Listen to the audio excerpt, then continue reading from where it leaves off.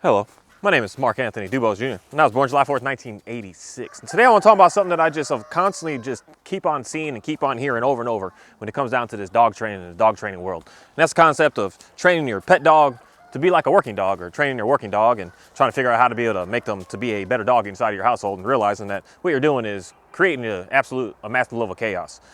Everyone's got these trainers out here are putting their dogs on for show and display to make it look like how cool it is, and to get them to do all these tricks, and to do the heel and do the sit and do the down, and to do all these things. And you really come to realize that all that work is to convince them and to treat them and to make them be a working dog and not a pet dog. A dog to just be able to want to hang out and chill and be inside of your household.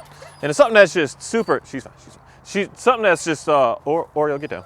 Something that's super interesting about that is, are you looking for a working dog inside of your home, or are you looking for a pet dog inside of your home? And if you're looking for a pet dog inside of your home, why are you not looking for someone to help you out with that pet dog and get the assistance that you're looking for? This is a very fascinating comment that I got that I just have no choice but to talk about today and read at the same time. And it says, your training methods look like a positive only method, right? And that's a very interesting concept to me, with the whole positive only. Because I'm just going to stop right there, because in reality, there's nothing more to talk about when it comes down to the understanding of what's considered positive and what's considered adversive and all of this, where I'm going to say this is a very interesting situation when it comes down to just anything that's living, anything that's breathing, anything that's alive. And that's the, hey, Oreo, come here. Come here. She's so cute. Get down. Get down. And that's the concept of why are we out here worrying about something being positive only or adversive, when in reality all that you should be working towards is a positive only approach. It's confusing to me why anybody would want anything else other than that inside of your dog. Why would you want to come at your dog in a harsh way? Why would you want to come at your dog in a way of being able to discipline it, to keep on constantly telling it no and constantly telling it what to do, and constantly just restricting it from having any sort of life? Oreo, restricting it from having any sort of life and coming at it in a mean and aggressive way. That is something that I think is very, very confusing when it comes down to when we talk about like corrections, where for me it's more of direction. It's not such a thing as correction and such thing as discipline, but we should always be coming at animals in a positive way. And the only way to be able to continuously keip on doing that is to communicate to that animal what a positive thing is. So for this dog here, she came out here very, very nervous, very, very scared. This girl is, what's her name? Miss Susie. And she came out here very, very nervous, very scared. But now she's starting to realize everything is okay. She's got an issue with seeing other dogs. She's got an issue with just everything in reality, and seeing other people. She gets too excitable. But now, since she's cool with the dogs, now she sees chickens. And she's like, I want to go get these chickens. And it's something that this person also says to me. I want to see you train a dog to make sure that dog doesn't come to a chicken. And that's one thing that I'm going to say is the best and the most amazing thing about being a positive only style type of trainer. Not one that is giving treats. Giving treats is not positive. That's negative in my opinion.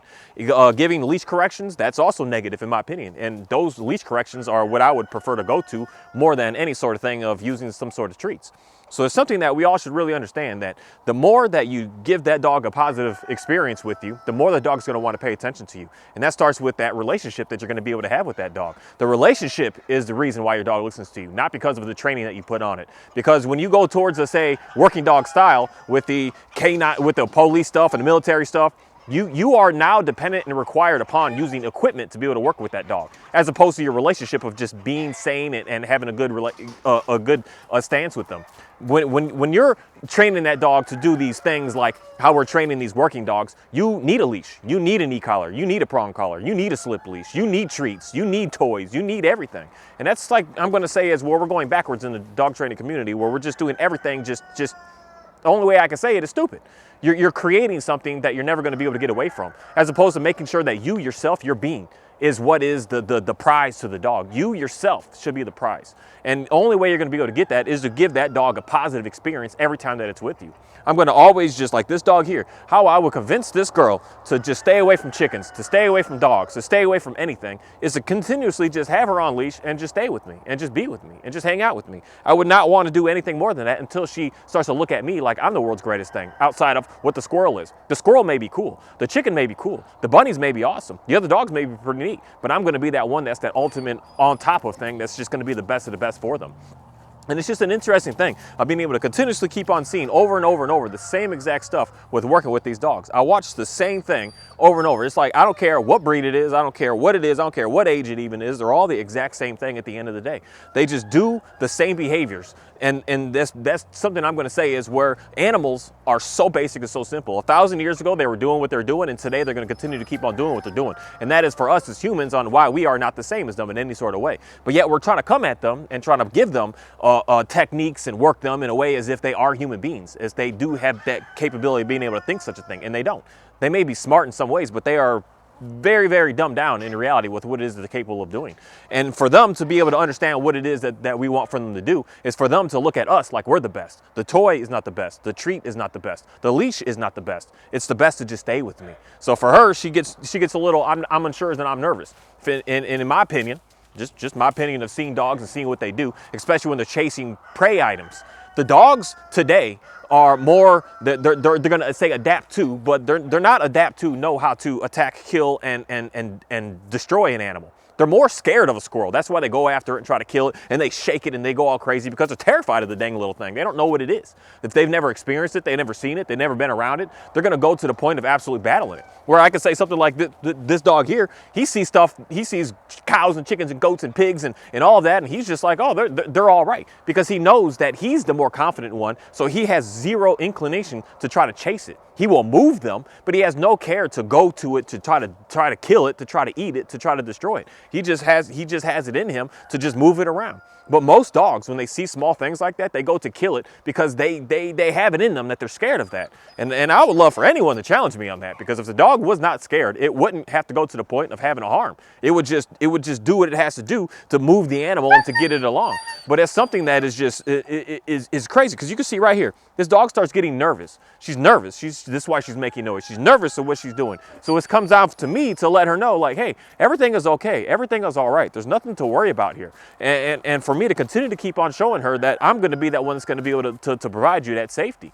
And if she gets to that point of not sure of knowing what to do, that's for me to guide her, to bring her closer to me, to show her that every time that you stay here, every time, the more and more that you stay here, the more that you're going to get to the point of realizing that everything is okay. You see how she barks and then she looked at me? She's looking at me for that reassurance. Is this something that I should be doing? Is this where I should go? Because in most cases, when this dog barked in her life, what do? We pull this leash, we touch it, we do all kinds of crazy stuff. And I want to teach her a positive way of living on this planet, realizing that doesn't matter. And the more that I don't interact, I don't act, I don't do, I make nothing happen, the more that she's just going to sit and just say, no, I guess I don't need to worry about it either, since you don't worry about it. And that's the language that we need to keep on coming at these dogs. And that's the dog that you're going to want to be able to have to live inside of your home. And not a dog that you're just having to constantly keep feeding treats to listen to you. You have to constantly break it into a play session to keep on having them being able to listen to you. You keep on doing these things, keep on putting them in a specific command. You got to put them on a place command for them to be able to stay in control.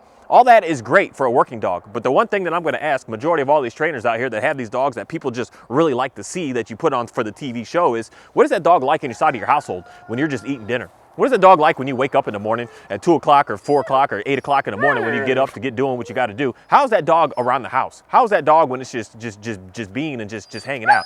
Do you have to always constantly keep on giving it a specific command to be and to be able to do? And that's where I'm going to say is where majority of us really need to stop even paying any sort of attention to the working dog people, because they're here for show. They're not here for actually giving you any sort of results. The result of being able to have your dog be in the household, like this dog here, that dog, he doesn't live in a house. This dog here, he comes into the house. And they're completely different on how I have to interact and how I have to treat them. But this dog here, I don't have to worry at all. I can just leave him in the home and just turn my back and don't have to care about anything. And that's something that we are all looking for. We're not looking for that dog that you have to constantly keep on saying, hey, do this, do this, do this. Hey, sit here, do this, and be like this, and go here, and go there. That is just absolutely annoying. And that's what you get when you train a dog to be like a working dog. And that's what you get when you start to come at the dog and having to use more pressure to convince the dog what it is that you're looking for. The pressure that you're giving a dog where you're forcing it, where someone would say that it's more reliable that way, and I'm going to say that it's not. It's more reliable when you have a piece of equipment on the dog as opposed to just being with the dog. And that's something that is a huge thing that we need to just start to change from. Stop looking at these tricks and these fancy things and these heel stuff and all this. I mean, I could bring a dog out here and show all that stuff off, where I have another working dog that I do those things with to make it look good. But I don't like to show that to people to make you think like that's what you're looking for in your dog. What you're looking for in your dog is what this dog does. He rarely ever messes up with what it is that I tell him to do, because he's a pet. He's a chill hangout dog. This dog is not. This dog is a very high energy, high active working dog. You know, you are very high energy, very high active working dog. He is absolutely insane. And it's for us to be able to have an understanding of what that difference is. That there's some people out here that know how to work a working dog really, really well. Where I know how to do that as well. But the one thing that I'm really, really good at doing is getting a dog to calm down, getting a dog to relax, getting a dog to chill, getting a dog to just be, getting a dog to just be able to have a good time, to be able to hang out. Hey, Oreo, I need some space. Back up, back up, back up, back up, get down.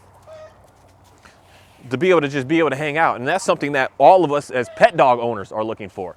Pet dogs are completely different to work with and be with and to have around you as opposed to a working dog. A pet dog, you don't want to have to worry about a collar. You don't have to worry about a leash. You don't have to worry about treats. You don't have to worry about anything but except just your own self. And you're going to have the absolute most reliable dog on the planet because it's going to care about you, not care about the things that you're even doing for it, but it's going to care more about who you are and what you're all about. And that's something that is just an absolutely amazing thing when you start to just build that relationship with your dog to be able to get them to understand who you are.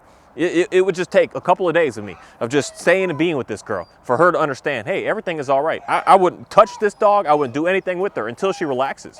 She's still not quite calm. She's much better right this moment, but she's still not calm to the point of being able to have me just look at her and say she trusts me. She doesn't. She doesn't trust me. And a lot of people, a lot of y'all dogs look just like this. You take them outside and they're going. They're on the move. They're just on the hunt. They can't focus. You're not ready to do anything with that dog yet because the dog does not trust you. And you don't want to come in, I don't want to come in and put a prong on this dog right now, put an e-collar on this dog right now, do anything with this dog right now to try to force her to pay attention to me. That's going to destroy my relationship with this animal. And then at that point, she's going to look at me like, well, I'll listen to you, but I'll listen to you because of this, or I'll listen to you because of that, not because of just me and being myself. And that's where I'm going to say is, yes, you always 100% want to come to that dog in a positive way. You never want to come at a dog in a way of trying to force it to do something, because you're not going to have the reliability that you're looking for. When you come at the dog in a way of teaching them and treating them with an extreme amount of respect, they'll give you that respect back. And that's something that I just know we're missing as pet dog owners today. Watching that stuff with the working dogs, it's cute, it's fun, it's pretty, it's excitable, but it's not realistic to have that dog inside of your home. And that's the dogs that we're all trying to take notes from to be able to train our dogs to be able to be. And that's something that is going to be something absolutely disastrous to you in the future. I don't know why we're out here looking at these videos and thinking it's cool and it's neat and this person knows what they're doing because they can convince a dog to be able to heal. But the one thing is, these guys and girls know how to convince dogs to get into a highly excitable state. Do they know how to get a dog to be able to calm down and be able to relax? That's something that you should be focusing more of your time on, is getting the dog to calm down as opposed to getting the dog in an excitable state. The more I stay in here, the more that this dog will just get into a complete, calm, relaxed state. And day after day after day, I'll see it get better. Not coming at her with, let me give her a treat to try to get her out of it. Let me get her a toy to get her out of it. Let me get a different collar, or a different leash, or a different this to get her out of it. It's just a matter of just waiting and being patient. And when you wait and be patient, then you'll be able to find that dog that you're looking for. Stop trying to push it. Stop trying to be fast about it. Stop trying to be, I need it right this second. Give it time. This is a 15-year commitment that you signed yourself up for, not 2 weeks. So you need to really have a good understanding of recognizing what it is that you need to start following through with. Pay attention to the calmness. Calm the dog. Slow the dog. Chill out. Get the dog to chill out. That's the number one thing that everyone needs to start paying attention to. And this is the way that I see 99% of dogs out there, all in this excitable state, all in this just anxious going somewhere. She needs to get out of this. And the only way to get out of this is to give her time. When I give her time, she'll give me time. And then we'll be able to work out together. Working with dogs is so simple, people. I don't care what breed the dog is. They all do the same thing. They all act the same way. And they all get trained the exact same way. And they all respect us the exact same way. And I've yet to see anything different out of any of them. Some of them are easier because they're not as pushy. And when I say pushy, I'll say more intelligent. And then others, they're a little bit more. And so now she's pushing her buttons to see what she can get away with.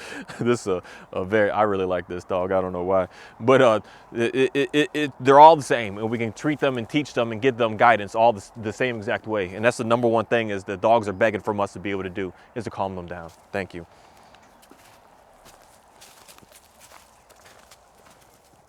John.